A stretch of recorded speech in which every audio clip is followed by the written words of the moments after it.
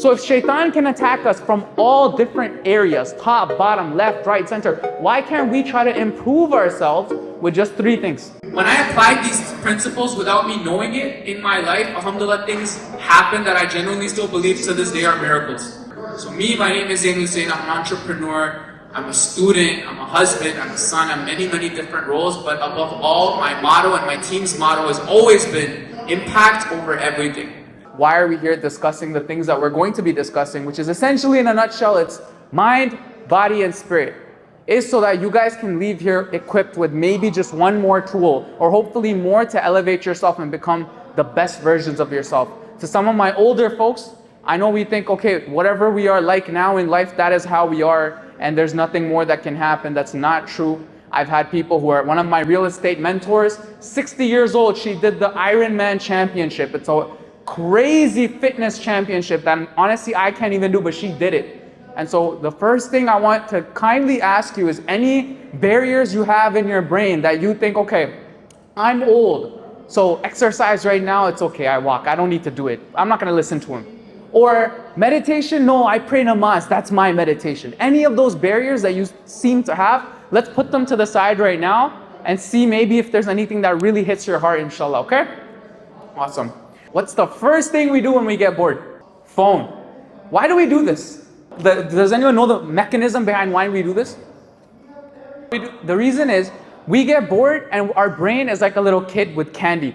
Tick, tick, tick. I want something now. I want it immediately. So our first instinct is let's pick up the phone, let's scroll, let's go on Facebook, let's see what that guy's doing, let's see what the news is happening, let's see what's happening with interest rates, let's see what's happening here. And so our brain is just in a constant state of puzzle and we don't know what's happening. So the first step for today's workshop that I'm going to kindly ask everybody is to pull out your phone. Everybody pull out your phone. Now, I want you to put it in the center of the table, face down, please. My background is in psychology. So I did my undergraduate from University of Toronto in psychology. Currently, I'm doing my master's in counseling therapy. It's also psychology and psychotherapy. When we put away something, even if it's just in the middle of the table, our brain automatically feels, okay, this is not here. So does anyone feel like that? Is anyone feeling, okay, my phone's away, all right. Okay, let's see what this young man has to offer. So the first thing I want everybody to do is just acknowledge where you're seated. So where are your feet? Let's think about that for a second. Where are your feet? They're planted firmly on the ground. Okay, where are your knees? Are they, shaking? Are they like out? Are they in? Okay, I want everybody to close your eyes. I want you to genuinely ask yourself, how are you feeling in this moment? Are you ready? Are you ready to take on whatever I say to you? Are you ready to acknowledge it and maybe, hopefully walk away from today with something better to look forward to? Okay. I want you to think about where your feet are. Are they on the floor? Are you wearing tight shoes? Are you wearing loose shoes? Maybe your socks smell bad. Maybe you didn't change them. Are your knees, what kind of knees do you have? Are they hurting? Are they out? Are they in? Okay. Let's move to the hips. Are your hips hurting? Maybe you're tired from yesterday's convention. Okay. We're gonna move to the shoulders. How are your shoulders doing? We hold so much stress in our shoulders, so much stress. So let's ask ourselves, shoulders, are you okay? Okay. And we're gonna move to our head because our head is the most fundamental component of our body. It has our brain and we're holding it high every single day. Ask our head, our neck, are you okay? And let's just sit there for just a few more seconds and acknowledge the body that Allah subhanahu wa ta'ala has given us. Because this body is, I promise you, one of the greatest gifts you could ever be given, and we take it for granted every single day. And with that, we're going to enter Rise and Thrive with a place of clarity, and we're going to open our eyes. Does anyone feel more grounded? Does everybody feel like, okay, now we're ready to move forward? This is why I start majority of the things I do with this some form of grounding, no matter what it is. Before I exercise, I don't just go right into the gym and I say, okay, time to exercise. I sit there in my car. I put away everything and I just sit and I envision, okay, Ya Allah, you're blessing me with the opportunity to go into this gym and exercise my body that you gave me, okay? I owe it to myself and I owe it to you, Ya Rab, to do this correctly. And so we owe it to ourselves to do this workshop correctly, because if we're sitting here and we're holding our phones and we're thinking about what to do tomorrow, we're thinking about breakfast, we're thinking about dinner, Are we really doing that justice to ourselves? Forget about me. Are we doing it right to ourselves? No. Okay? Awesome. Mind, body, and spirit. Why these three things? And I'll tell you very simply. I have dealt with a lot of youth. So this majority of this workshop is for the youth. Well, alhamdulillah, we have a very balanced turnout. And I genuinely believe this workshop can be applied to any age. I deal with a lot of youth. And I've seen people in this youth who are addicted to things. They're addicted to marijuana. They're doing things. They're not focused in school. They're trying to be on deep, but they get pulled away. And there's so many different things they want to do, but they can't do it. Does anyone know why that epidemic is happening right now in today's society? Is there one singular reason why that's happening? No, there's many different reasons why it's happening. So what can the person do? Tell me something. If you go to a youth and you say, brother, you're addicted to marijuana, just go to the masjid. Just go to the masjid. You'll be okay. Brother, just pray 5 times a day. That's how you'll avoid, falling into the wrong relationships. That is not the one-stop shop solution. So what do we need to do as a society? We need to attack it from 3 different places. You know why? Because who's our enemy? Who is our enemy as Muslims? Shaitan, devil. Now, if the devil is attacking us from every different aspect of our lives, and you ask some of the young boys I work with, it is crazy. They get paired up with projects. They'll think, oh, if I work with her, I'll get the best grade. The devil's attacking you from that front. Let me get this guy good grades, so go work with that girl. The guy says, oh, but this brother, he smokes weed. If I hang out with him, maybe I can help him. The devil's attacking you that way. So if shaitan can attack us from all different areas, top, bottom, left, right, center, why can't we try to improve ourselves with just 3 things? Make sense so far? Okay. Mind, body, and spirit. And I promise you that if you can get these 3 things and constantly work on improving them every single day by baby steps, your life can look completely different in 1 year. And Allah subhanahu wa ta'ala will make you feel that because you put in the work. Islam is all about self-improvement. Islam does not like somebody who sits there and says, I am the best version of myself and this is all I need to do. I read enough Quran, I pray enough namaz, I do this, I work out, I exercise, I am good. Is that how it works? However much salary people have right now, you ask them, hey, do you want a raise? Yes. No one's gonna say I'm happy, I'm comfortable. No, it just doesn't work like that. So we have to improve ourselves. The first exercise we are going to do is called weed your mind. Okay? Our mind is a garden. And if we fundamentally understand that our mind is a garden, we will be better off for it. Now, in my culture, I'm from Pakistan, South Asia. In my culture, we are very collectivist, meaning we're very community-oriented people. We are not individualistic. Me. We're very community oriented. But that comes with a consequence. You know what that consequence is? Oh, you know what her daughter did the other day? Oh my God. She went and ran away from the house and she took off her scarf. And you know who's talking about this? The cousins, mothers, sisters, aunts, cousins somewhere else in another different city is talking about this. So what does that have to do with this exercise? Weed your mind. Your mind is a garden and there are 2 things you have. You have flowers, okay? And you have weeds, all right? Does anybody have an idea as to what a flower of the mind can be? Good thoughts. Anything else? What are flowers of the mind? Your mind is a garden, right? You have weeds, you have flowers. What are the flowers? Sorry, what? Positive affirmations. Amazing. Yes? Friends that remind you of Allah.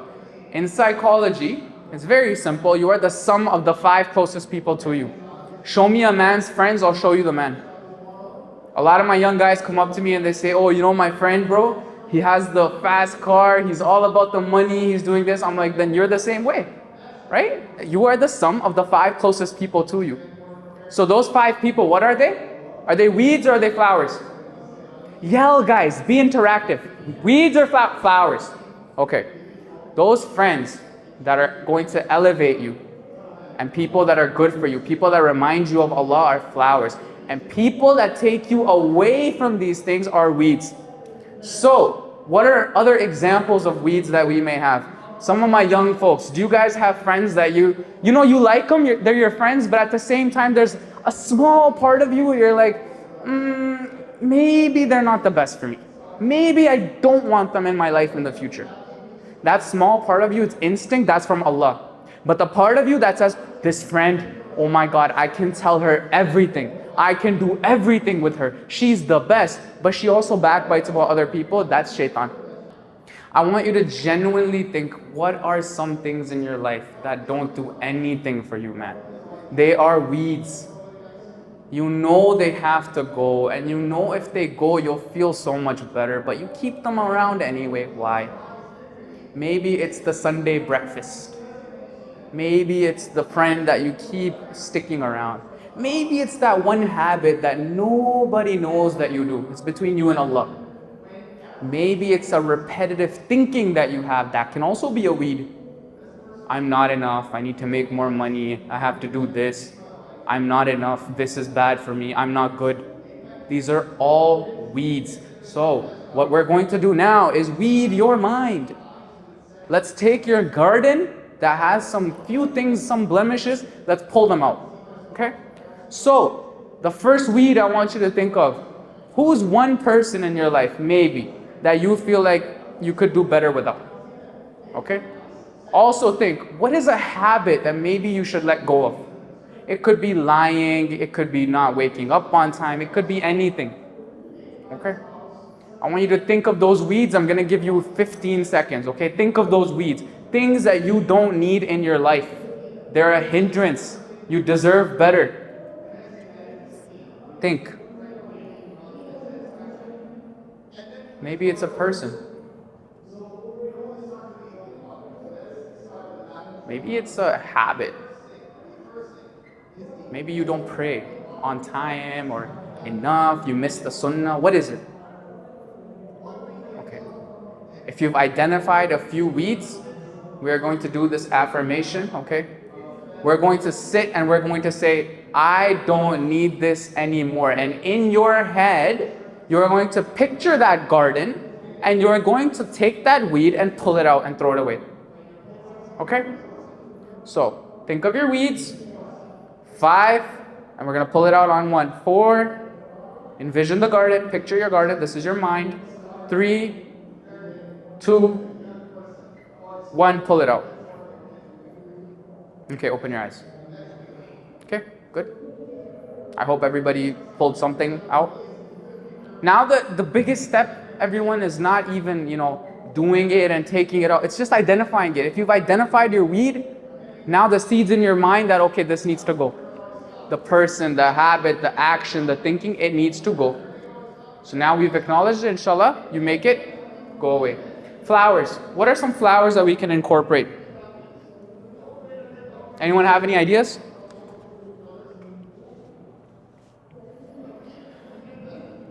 What are some flowers we can incorporate? Positive self-talk. Positive self-talk. This society, this world, hustle culture. Does anyone know what hustle culture is? Hustle culture. My young guys in the back, hustle culture. Do you guys see stuff on your social media with the Lamborghinis, the crypto, the Forex, the trading, the Dubai condos, the beaches, the villas? You guys see that stuff? Yeah, that's hustle culture. And society, Western society, has thrown this on Muslims especially so that we fall out of this. We don't want peace. We fall out of this. So why am I bringing this up? Because that's extremely important in today's society to understand how they attack us. Flowers. What are some flowers we can bring? Brother said positive self-talk. What else? Positive community, which brings us closer to Islam. I am a very upfront person, and I'm sure you can tell that already. I don't believe the answer is when someone comes up to you and they're in need of support and you say, brother, just go make some good Muslim friends. Go. Is that a solution? Is that a solution? Would you tell that to your kids? Just go make Muslim friends. Go. Be a part of the community. Go to the masjid. Go. Yes, the masjid is a place we have to be, but no one is teaching kids, youth, no one taught me. Hey, when you go to the masjid, the brother that's standing next to you, say salam to him with a big smile. Get to know him. Network. In my line of work in real estate, do you know what we're taught all the time? All the time. Network is your net worth. So whoever you meet, whoever you know, whoever's in your circle, that ends up being a statement to how much financial wealth you have. But the biggest thing is your character.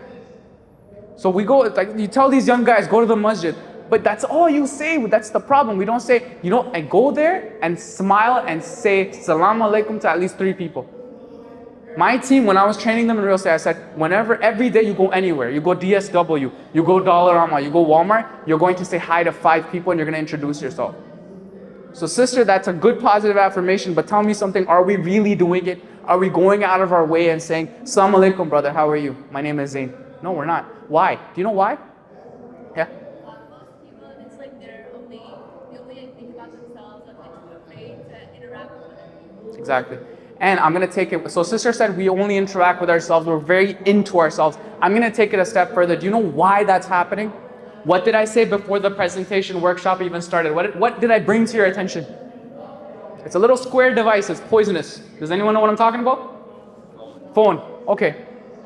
Now do we understand why no one wants to talk to anyone? You know why? Because if I said, hey, you text that guy, say salam, gladly he'd do it. He would send an emoji with a smiley face. But if I said, just say salam alaikum to the brother in real life, no, I'm scared. We are living so out of our head and not in ourselves that we're scared to do anything. We're scared to talk to anyone. We're scared to say salam to people in the masjid. So now we're coming back, we're widening out. So what's happening to the youth? What's happening to people? They're so intrinsically bound, they can't talk to anyone, they're scared, and you can't blame them. Because in grade 9, when they said, Dad, everyone has an iPhone? I would love an iPhone, but not the iPhone 14. You can get me the iPhone 11. Okay, here you go. Congrats. That's the RIP to their networking, social status, everything. Alhamdulillah, the biggest blessing for me in high school, the biggest. Grade 9 and 10, begged my parents for a phone. Begged. Never got it. Do you know what I had to do? I had a tiny MP3 player. Sony, it was like from 2002. And I would hide it in my pocket so no one knew I didn't have a phone. And if anyone asked, I would say, oh, my phone's like really brand new. I don't want to get it scratched. I'll show you tomorrow. And I just walk around scared. It's like, I don't have a phone. Alhamdulillah. So that's weeding your mind. Let's add these things. How can we add positive self-affirmations? It's very simple. Keep the promises you make to yourself. How many of us, New Year's is going to start, is going to say something, this year, inshallah, I'm going to lose 20 pounds. Or this year, inshallah, I'm going to wake up for Fajr and I'm going to go to the masjid. How many of us are going to say something else? We do this? Yes? Okay, what happens when you don't keep the promises you make to yourself? Do you know what happens? Yes. Exactly. Why? Because your brain is like a baby. Your brain is like amazing, mashallah. Allah subhanahu wa ta'ala. This is one of my biggest ways to keep myself motivated is I just think about the brain and I think about what incredible things it does. Your brain learns from you. So if I tell my brain, let's say I wake up and I say, brain, tomorrow I'm going to pray masjid, I'm going to pray Fajr at the masjid. I don't do it one day, okay. My brain's like, Zan, man, why you didn't go? Okay. Second day I wake up, oh, it's okay, today I'll pray at home. Third day, fourth day, fifth day, sixth day. Now, next time I tell my brain, today I'm going to drink a lot of water, will my brain believe me? No. So will I do the thing I said I'd do? No. The beautiful thing about the brain also is you can rewire it. It's like the Play-Doh? So if you've messed it up by doing weird things to it, you can also mold it back in. So how do we do these things? By being positive and having that confidence is by keeping the promises we make to ourselves. If you say you're going to do something, do it. Because now you understand the damage that happens if you don't do those things. Your brain will stop believing you, you'll lose motivation. And so I'm going to bring it back. When these kids on social media see stuff, there's this whole thing going around for all my older people. I'm going to tell you what's happening. There's something called a winter arc. Okay? This means these young guys, you guys heard of the winter arc? Yeah, put your hands up, let's go. Okay, winter arc, what is this? Winter arc is a very funny concept. Winter arc means in the winter, these young guys, they're going to shave their heads. I'm not joking. They're going to shave their heads. They're going to go to the gym, okay? They're going to eat chicken and broccoli. They're going to lock in on their hustle. They're going to trade stocks. They're going to make crazy money. They're not going to talk to anyone. You know what happens when these kids see these things? They think to themselves, they really do, I'm going to do this. I'm going to go to the gym. I'm going to get huge. I'm going to do all those things. Social media, because it's pumping you up. They don't do it. You know what happens? It kills their motivation. So in grade 11, they come to you and they say, I want to do my homework. I just can't. I don't have the motivation. Motivation is non-existent to our brain. It doesn't exist. I'm sorry. Discipline is permanent. Motivation is temporary. Anybody here has goals? You don't need motivation. There's a lot of us, we sit there and we wonder, oh, when I get that motivation, it's over. I am gonna kill it. I am gonna go to the gym. I'm gonna do those things. It's over. Does it ever come? There will never be that kind of motivation, even for me, where I'm gonna be like, wake up at Fajr like a madman. Oh, time to go to the masjid, I have motivation. It's discipline. Discipline keeps you going. And so that's one of the biggest things we have to understand. Islam is all about discipline, if not that. Discipline, self-learning, self-improvement, that is our religion. It's constantly pushing us.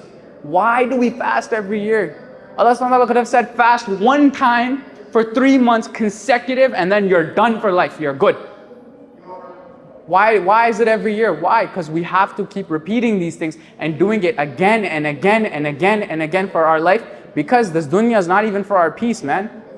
Young guys back there, don't think to yourself that you want a mansion in Hawaii with that beautiful hijabi girl and the 3 kids and the Porsche and the Lambo, because this world is not for it.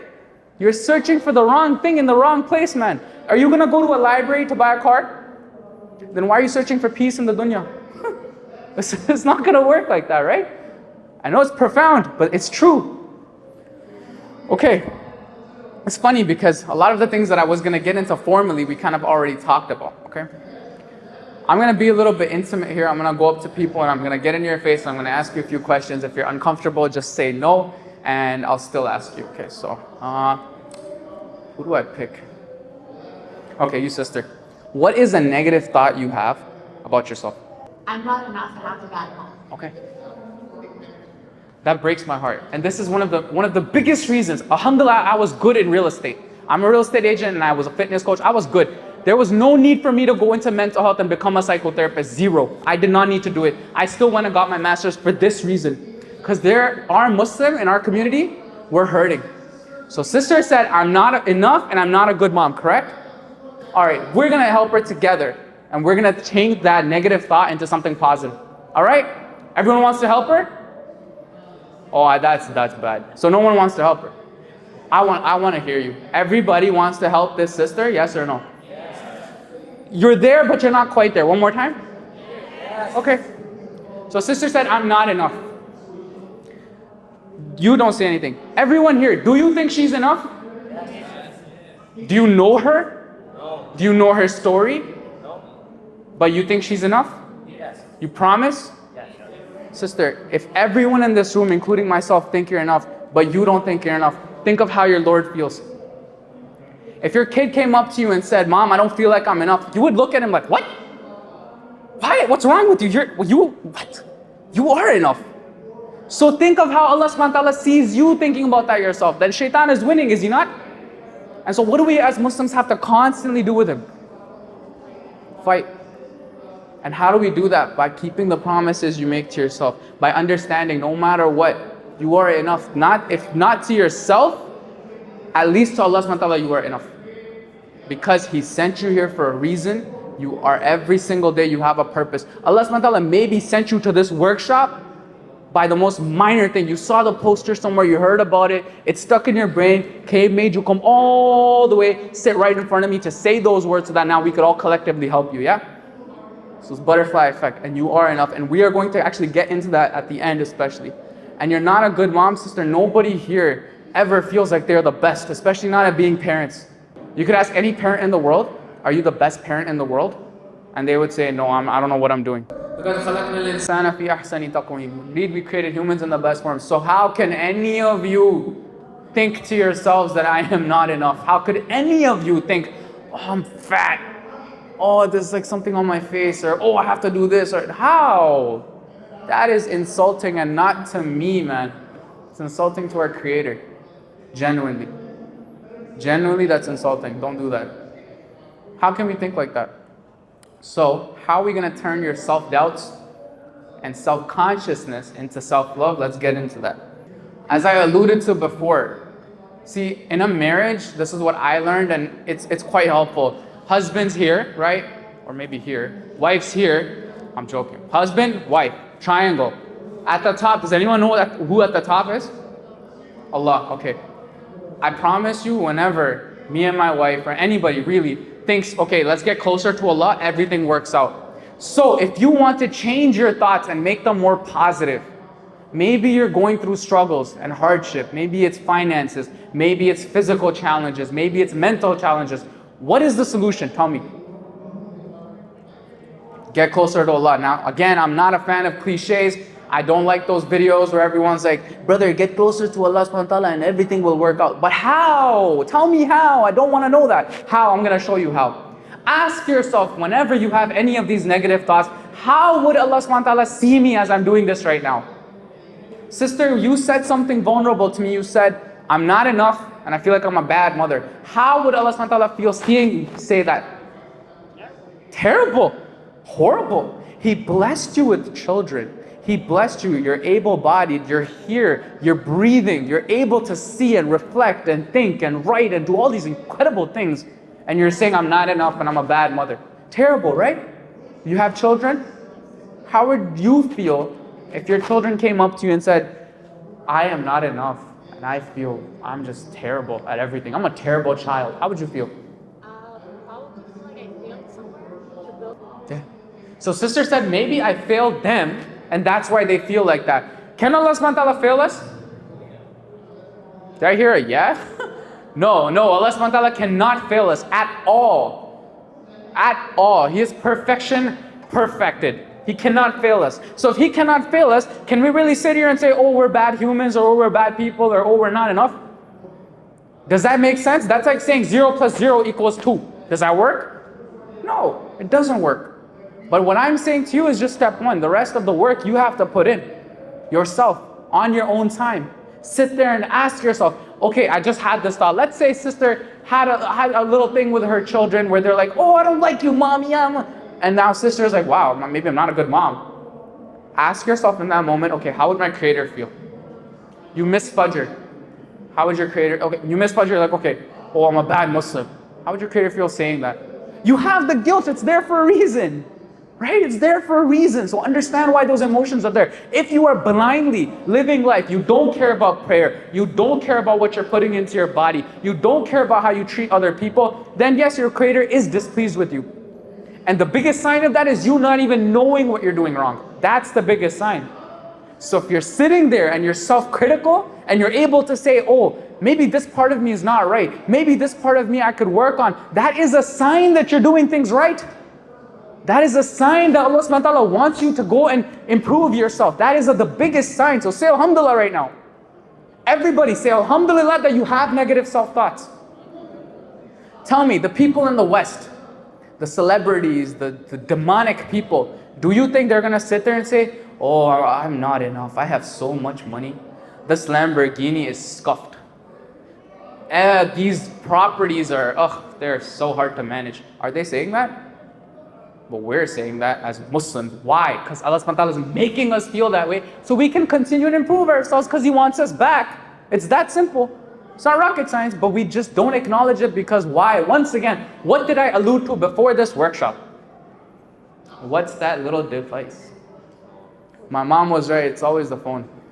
I got sick as a kid, it's the phone. Stomach ache, it's the phone. But she's right, it's the phone.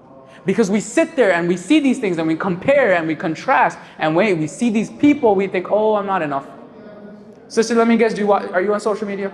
You go on social media? There you go. If she said, I do not use social media, what's a phone? I use a Nokia 317, the one with the little pad, it has nothing, no touch screen. What are you talking about? I would fail. I'd be like, okay, I'm wrong, I'm sorry. But I'm not wrong.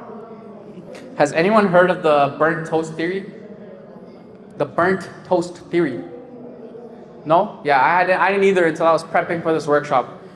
A burnt toast theory is this. You burn your toast on your way to work, yeah? Okay. Now you have to remake your toast. Has that ever happened? You make a breakfast. One time I made pancakes and a fly came into the batter. Now I make very different pancakes. I put like a lot of different stuff, protein powder, eggs, egg whites. So it was a lot of expensive ingredients. A fly came and sat in my batter. I got so upset. I was late. So I had to remake the pancakes. Now, I made the pancakes and I'm leaving for work.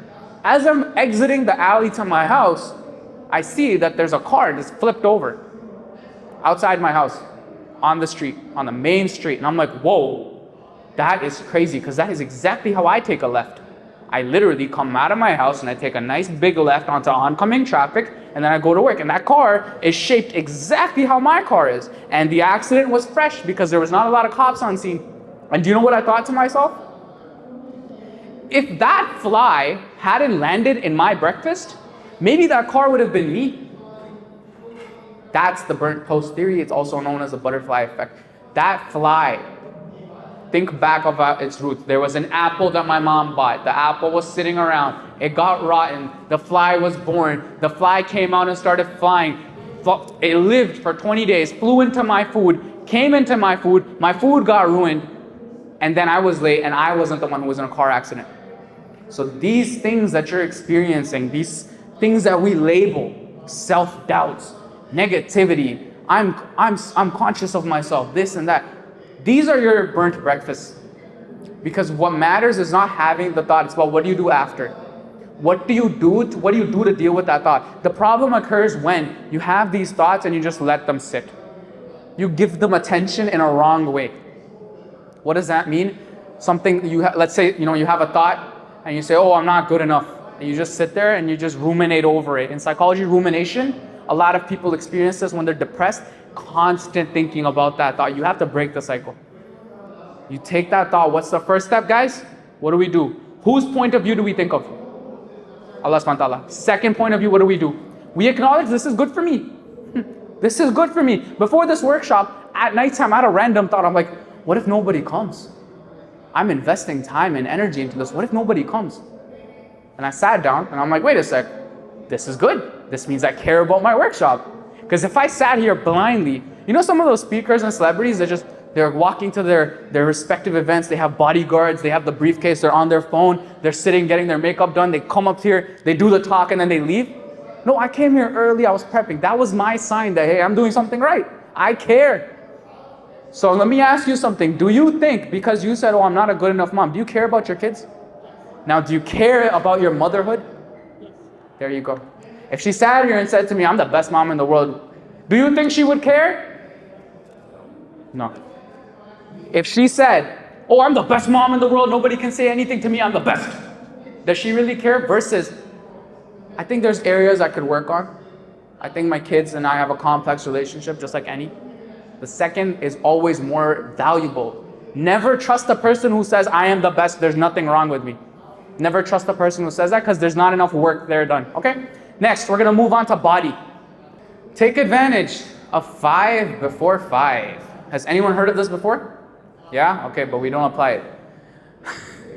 I'm sorry, I'm mean. Your youth before your old age, your health before your illness, your riches before your poverty, your free time before your work, and your life before your death. So I'm from the Pakistani South Asian community. I tell these guys all the time, lift weights, pick up weights, go to the gym, take care of your body. I walk. I walk.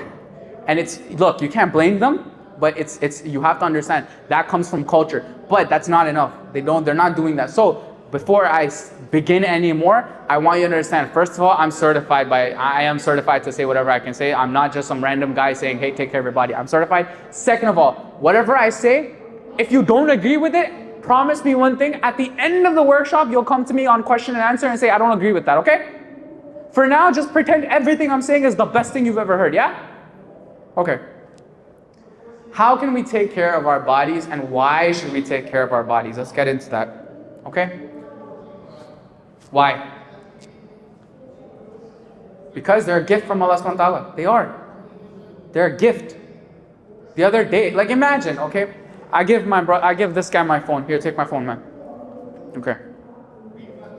Alright, I gave him my phone, right? Now, I'm gonna conduct myself, whatever. At the end, when I take back my phone, it is broken. It is scuffed. He takes my phone. He's throwing it across. He's playing frisbee with that guy over there with my phone. How would I feel? How would I feel? I'm going to walk around. How would I feel? How would I feel? Huh? Not good at all. Would I feel hurt? Yeah. Would I feel like this person does not care about the thing I gave him? Now let's say, let's switch it up. He says, hey, I need to make a call. It's really important. He's begging me. It's really important I make this call. Can I use your phone? I'll give it back to you. And I get my phone back. Again, it's broken, scuffed, damaged. Back of the screen is broken. All these things. How would I feel? Terrible. So, does anyone understand where I'm going with this? Your soul begged Allah subhanahu wa ta'ala, put me in the dunya, please. Put me in the dunya. Put me in the dunya. It knew what was going to happen to it. All the heartbreak, all the trauma, all the things that have happened to you over your life. People you've lost, hardships you faced. It knew, and it still said, send me to the dunya, Ya Rab, please. Now, Allah subhanahu wa ta'ala gave you the vessel, yeah? How are you treating it? Genuinely ask yourself. Everybody close your eyes in 5, 4, 3, 2, and 1. You have a heart. You have a brain. You have feet. You have hands. You have arteries. You have veins. You have a stomach. How are you treating your body? You know what to do, yet you still don't do it. But ask yourself now, how are you treating your body? Are you fueling it with the things it needs? Are you moving it the way it should be moved? Are you doing the things that are necessary to take care of your body? Yes or no? Okay, think, what can I improve? What things am I doing wrong? What things need work? Think. You have a bit of time. When you pray namaz, do your knees hurt? When you wake up for Fajr, does your back ache? Do your shoulders hurt? That's not age, man. Ask me. I see people at my gym, 65 years old. They are fitter than me. Age is not an excuse for neglect. I'm sorry. I am so sorry to tell you this. Age is not an excuse for neglect. People climb mountains at 60. So don't come to me and say age. No. So ask yourself, are you taking care of your body? All right, eyes open. First step to change is what? Anybody know? Acknowledgement. Anyone wants to quit smoking, they don't just stop. They say, okay, I need to quit smoking. So first thing we're gonna do, all of us, because I'm guilty of this too. I am a coach, but I'm still guilty of this. First thing we're going to do is we're going to tell our body, we're gonna look at our hand. Everybody pull out your left hand. Look at your skin. Look at the texture of your hand. Look at, is there hair? Are there things on it? Is there a mole? What kind of hand do you have? Look at it. That's your body, yeah? Okay. Everybody on the count of 5, you're gonna repeat after me. Ready?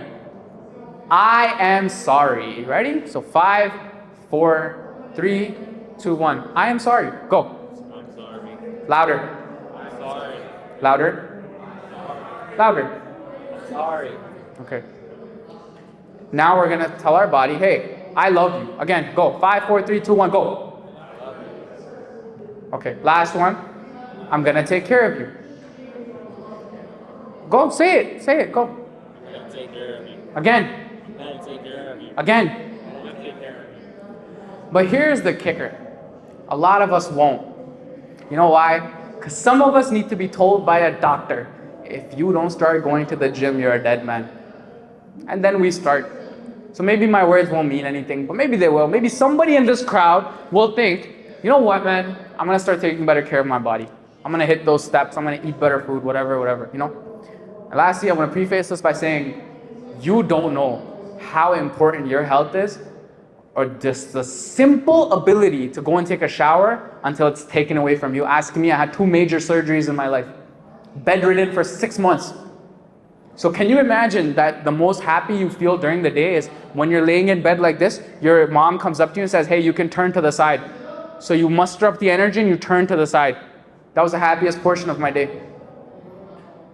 Everything was taken. I couldn't move, I couldn't walk, I couldn't stand, couldn't go to school, fell behind on everything, could not pray.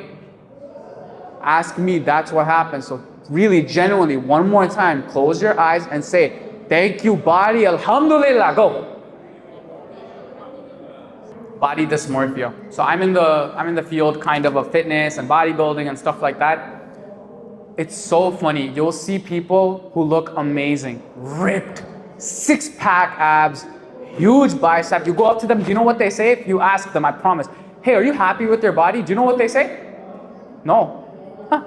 And in bodybuilding, the people who work to make and sculpt their bodies, those are the most unhappiest of people. Body dysmorphia is a very real thing. You guys remember what I was talking about before this workshop?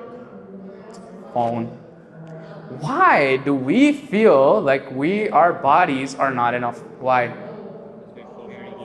Because we're comparing ourselves. What else? Social media. My guys in the back. Do you want to go to the gym and get jacked? Kind of? Yeah? Okay.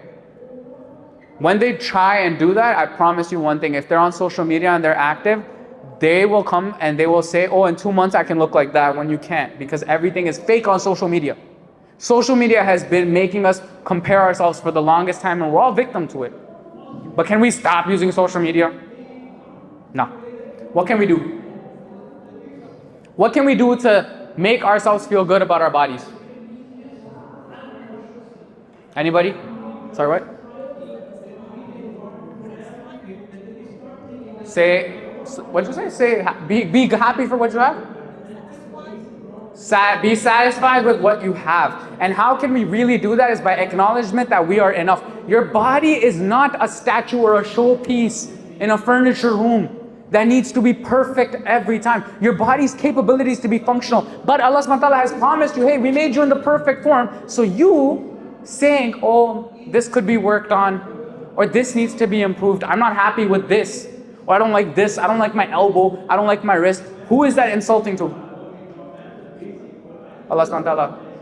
So my funniest thing is, how are we claiming to be Muslims and at the same time insulting our Creator by saying, I'm not enough?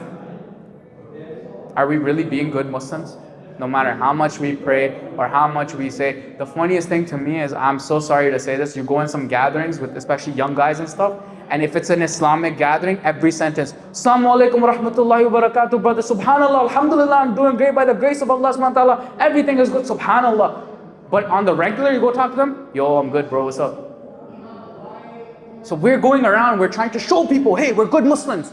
But in the privacy of ourselves, we're saying, I'm not enough, I don't look good, I'm not enough, I'm bad at this, I'm a bad this, I'm bad that. So when you put all these things together, we end up becoming this weird mess. We're seeing social media, we're getting our minds crazy. We're waking up, we're scrolling. We're being busy in other things. We're not doing enough, and then we're getting these weird messages from people, and then we have to be present. We have to be good Muslims. We have to be good moms. We have to be good sons. We have to be good daughters. We have to be good citizens of society. We have to make enough money. We have to be jacked. We have to be ripped. We have to be kind. We have to be nice to the LGBTQ people. We can't do anything. We can't go to Starbucks. We have to fight for Palestine. We have to do all these things, and we're coming to everybody and saying, oh, we're unhappy. Why? This is why. Because we're taking on so much and we're forgetting the basic stuff that's right in front of us. We are Muslims. Allah subhanahu wa ta'ala is our creator. He created us from nothing. And we owe every single thing and more to Him. If we understand that deeply, a lot of our things will be much, much better. Okay? Does anyone know what's going on in America? I went to America. I went to Washington. I went to a gas station. I wanted a drink. I wanted water or a Diet Coke or something. And I went to get a cup. I thought the cup was for a family, so I go up to the cashier, I'm like, hey, so is there any way like I can kind of like mix the flavors? Because my family, like, they all really like mixing things, so he's like, what do you mean your family? Just buy 5. I'm like, what are you talking about? This is for one person. It was this big. A cup that I have to hold like this to drink. Can you imagine that? What's going on in the world? You know what's funny? Because as Muslims, we don't do drugs, right? Obviously. And we're not supposed to do those things. So you know what we've instilled in our head? Food, halal, go crazy. One more time. Food, halal, go crazy. Chalo, let's go. Eat the cakes, eat the mithai, eat the parathe. I'm not saying it's a bad thing in moderation, but we overdo it. Somebody came up to me and said, why are all Maulvis fat? I didn't have an answer, and then I had to think about it for a second. I'm like, because we derive pleasure from food so much. And so now we have this obesity epidemic happening. How can we counteract it? We all know, but I'm going to say it again. How can we counteract it? Does anyone know? Does anyone know what the sunnah is to counteract this? The 1/3 rule, yes. 1/3 rule, sorry. 1/3 rule, and we don't do it. I don't do it either. But now that I am, I'm understanding. Guys, I haven't had breakfast. Can anyone believe this? I'm on water and salt. Water and salt, that's all I'm on. And I feel amazing, alhamdulillah. Sunnah, follow the sunnahs, there's hikmah in the sunnah. 1/3 food. Next, shout it out, go. 1/3 food, what else? 1/3 water. 1/3 water, what else? 1/3 air. 1/3 food, 1/3 water, 1/3 air. Today, at least, promise me that you guys will try this today. Your productivity, my young guys who want to be rich, your productivity will go through the roof. Don't eat that much, I promise. So all my, fellow older people, if you are really used to eating and then going like, oh, feeling sleepy, that's not normal. That is not normal. You should not eat and be like, oh, I'm so tired, man. Never. Your food is not supposed to do that to you. Food is supposed to fuel you. You eat, okay, let's go. What's next? But what happens on our weekends? We eat and someone's napping on the couch, someone's sleeping in the bed, someone's like outside. No, we're not supposed to eat like that. You as Muslims, as ummah, as this ummah, your job is to not be a part of Western society. You see something on social media or what other people do, your first instinct should be, oh, how do I counteract this? This is how they want to get me? These cinnamon rolls, these new treats, these halal cookies, these new delicious things, this is how they want to get me, by food? No. All my friends want to do nowadays is go out to eat, let's stuff ourselves. This is how they want to get me? No way, I'm better than this. And when you think about that, you will excel. Trust me, the number one cause and predictor of death right now in North America especially is being overweight and just having weight on you. That's why, and it's so simple. It starts from these little things we do. Oh, the salad, okay, let's do it.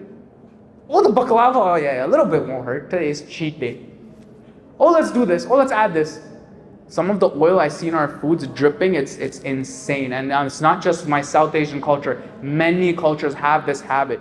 But let's break that. All my young folks, even my old folks, just because you've done something your whole life does not mean you can't stop now. You can fight. You can be a role model for the rest of your family. My father-in-law, till this day, he's fit. Reason is, he does not eat that much. And he still preaches it till this day. I barely eat, I'm good. And he's productive. And he's a role model. So can we do that? At least today, can we do that? Yeah? Today we are not going to stuff ourselves like madmen, yes? Yes, today we're going to follow the sunnah of the Prophet and we're going to do 1/3 what? Food, 1/3? Water. 1/3? Yeah. Good. Yeah? Okay. And the last thing, man, you guys all know this. Fitness, spirituality, and all these different things are great.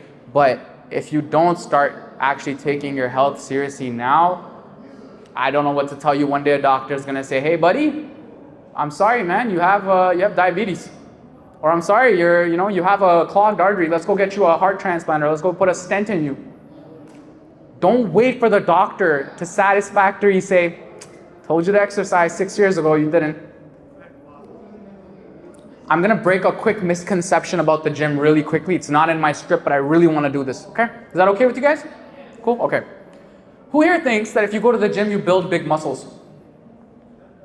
Yeah, okay, yep.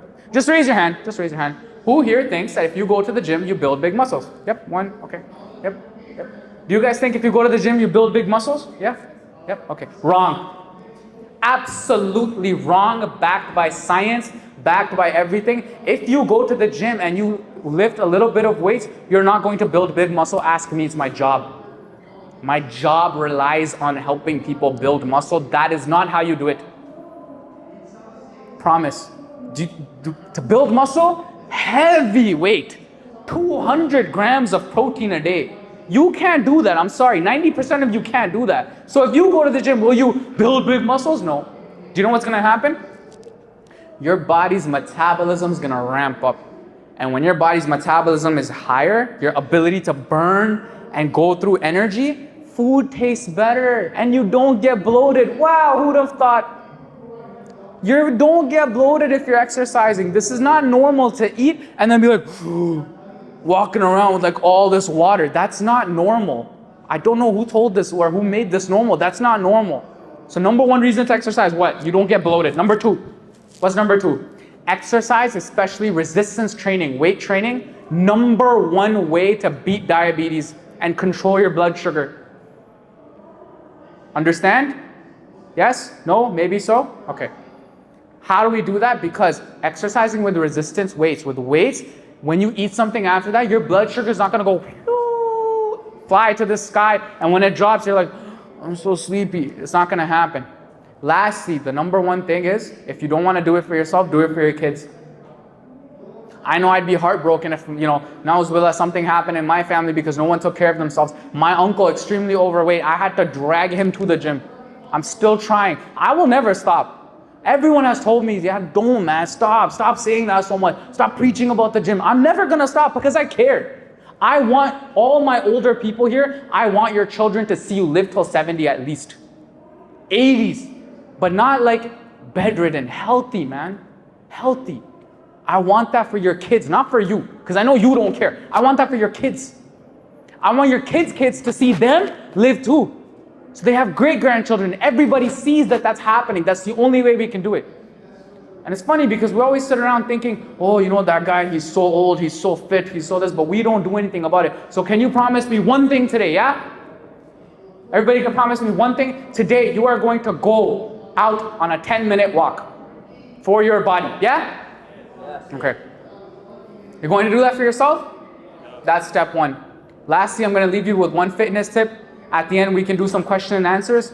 If you want to genuinely make a profound difference in your life, just weight train a little bit, 2 or 3 times a week. That's it. And a 10-minute walk after every meal. Literally every meal, 10 minutes walking. That's it. That will make the biggest difference in your health. Understand? Yeah, we're good? Am I boring you? You sure? Okay. Spirit. Scientists genuinely have tried to do this. They've tried to quantify the human body and see exactly, brothers, have a seat. And they've tried to see exactly what are our components. And they found there was something missing. There's a little part of us that even the Western scientists, they can't identify. There's something there, they don't know what it is. Who knows what that is? Ruh or the soul? We're Muslims, yes? We believe in spirit. What are we doing for our spirit? My video guy, Akbar, what do you do for spirit? For spirit? Yeah, what do you do for your spirit? Exercise. Exercise. Does that make sense? Exercise for spirit? Yeah, it does. Do you know why? We pray namaz. You know what namaz and salah has become for us? Allahu Akbar, alhamdulillah, Rabbil Alameen, Rahman Rahim. Done. 4 fars done. Okay, let's go. Time to eat. Time to go drink chai or do something fun. Being in touch with your body and your mind and thinking about yourself is the number one way to increase your spiritual activity. But the biggest way I'm going to tell you right now I promise you this is the easiest thing ever. You guys ready? What was I talking about before the workshop? Does anyone remember? Sister, do you remember? Phone? Right. Phone. We are all living outside our head. And I stole this from a video, but we are all living outside our head. Hunter-gatherers, we come from this place even in the times of the Prophet. We used to go out hunt, right? And then come back and we'll sit with the community. No phones back then, right? When the Sahaba and many people back then, they did a hunt or they went out for something and they were walking back for 2 hours or 3 hours, do you think they were scrolling IG or Facebook or YouTube or TikTok? What were they doing? Sorry, what? Interacting with each other. Okay, let's say they interacted for an hour max, because back then things were a little bit more boring too, right? There's not much to talk about. They didn't know what was happening with Israel. They didn't know what was happening with, the election. And so let's say 1 hour of talking. What happened for the other hour and a half? What were they doing? Silence? Yeah, silence.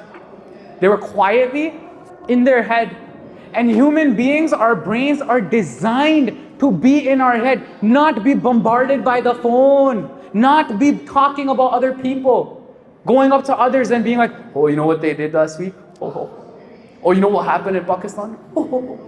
None of that.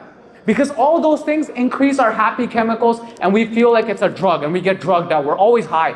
We're walking around high all the time. Coffee in someone's hand, phone in someone's hand. We're always just walking around high. That's no way to live. And that is the number one reason why you feel like your spirit is not there. The khushu in your namaz is not there because you're not here. If your spirit is in you, but you're not giving it attention, is it really there? Right? You have a kid in your house, kids in the bedroom, kids banging on the door, kids banging on the door, and you're annoyed. You're like, oh man. But you leave the house. Are you gonna hear the kid? So what I'm trying to tell you is, go back to the house, open the door, play with the child. It gets boring, but do it anyway. Put away the phone, put away the distractions, sit with your thoughts and reflect. Reflect on who you are, where you are, why you're here, what you want to do, what you want to accomplish in this dunya, what you want in your akhirah. Do it. And that's the way to bring khushu into your namaz. Another thing, something that's really funny is when I tell people, hey, we should meditate. Some people get so offended. No, meditation's haram. What are you talking? This nonsense. So sitting and breathing and reflecting on your body and thinking about who you are and why you're here and what you want to do with your life is haram now? That's what we're doing? I'm gonna give you a quick example, okay? One time I was at the masjid, I was wearing a hoodie. My hoodie said my name on it. I was praying Taraweeh, I was nervous. It'd been a while since I prayed Taraweeh. I went with my dad. Brother comes up to me, brother, your hoodie has your name. It's breaking my namaz, astaghfirullah. Never do that again. I didn't come to Taraweeh for a week. You guys understand what I'm trying to say here? Our own community is shoving us down, so how are we supposed to do anything good for ourselves? I know young guys that are doing stuff they shouldn't be doing, but I'm not calling them out. I'm supporting them instead. You know what our community loves doing? Oh, meditation's haram. This is not with us. My namaz is my meditation. No, it's not, because you're not doing it right. Before every namaz, genuinely, you stand and you reflect, what am I about to do? Allah subhanahu wa ta'ala has promised our Prophet that when our ummah is in sujood, what are we? Where are we? In that moment in time, where are we? Are we here? We are closer to Allah subhanahu wa ta'ala than we will ever be in sujood. So if we remember these things, are we going to treat namaz as Allahu Akbar, alhamdulillah, rabbil alameen, we're done, let's go eat? Are we going to treat it like that? No, we're not. The only way to do that though is by putting away the phone. I'm guilty of this. I swear I'm guilty of this. I will pray namaz. I'll be reading my Ayatul Kursi at the end of my fard. I'll pull out my phone. Who texted? Is it a client? Who cares who texted? It's not an emergency. Give namaz the attention it deserves. My entire thing on spirit, it says gratitude, but I'm bringing up namaz because this is a pain point for me. Many times namaz is zoomed by and I feel bad now. And I'm telling you openly and honestly, I'm guilty of this. So how many of us do this? How many of us don't give namaz the time, attention, respect it deserves? I want to see every hand up. There's a story of a Sahaba, he got shot with an arrow. Do you know what they said to take the arrow out? It was that much painful. Do you know what they said? They said, wait till he's in namaz and then take it out. He got in namaz, they pulled out the arrow, not a flinch. Can we do that? We can't. I'm sorry. We can't do that. They were different, but we can try. We have to try. Yeah? Gratitude. I've alluded to this before. We're not grateful anymore because why? Sister, what was that thing I was talking about before the workshop? Do you remember? The phone. The phone. I go on my phone. Wallahi, I go on my phone. I see other real estate agents. I see stuff happening. Oh, he got a Porsche? I want a Porsche. Oh, he got a BMW? I want a BMW. Oh, he has a $3 million house? I want a $3 million house. No, wait, I want a $4 million house. But you know what happens when I get the $4 million house? I see something that someone has a $6 million house. And that's going to happen. That race, that's what they want. Understand that Western society, North America, all of you, my elders, my middle-aged people, my young people, they want you in that rat race, man. They don't want you stepped away from the rat race, understanding, hey, my rizq is written. Now it's my job to go and spread awareness about Islam. They don't want you to do that. They want you worried. Sisters, they want you worried. Oh, how am I going to get married? Brothers, they want you worried. Oh, how am I going to get financially free? I hate that term, financially free. Do you know how many people I know that are 50, sitting on $6 million liquid cash, still, oh, brother, I have to work, man, bills to pay. We're not grateful anymore. And I've tried to add this into this whole workshop. Our body, our mind, our spirit, we're not grateful anymore. Are we? So, my young guys, some of these guys are my team members. Do you know what I made them do for a year straight? Numan, what did I make you do for a year straight?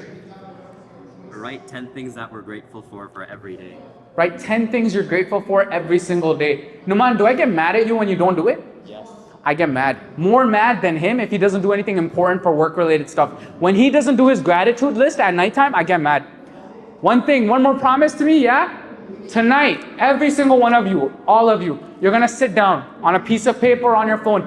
10 things you're extremely grateful for that are specific. Not, I'm grateful I'm alive. Stuff like, I'm grateful my heart is pumping blood through me every single day. I'm grateful I can breathe clean oxygen. I'm grateful I don't have a bomb falling on me every 5 seconds. I'm grateful for this. Give me the grateful list, gratitude list every night. 10 items, specific, yeah? We gonna do it? Oh, the enthusiasm's dying. It's okay, we're almost done. Are we gonna do it? Yes. Oh, it's dying. Guys, my heart's breaking. Please. Are we gonna do it? Yes. For who? Me? You're gonna do it for me or you? For you. Why? Because you matter. Alright, you matter.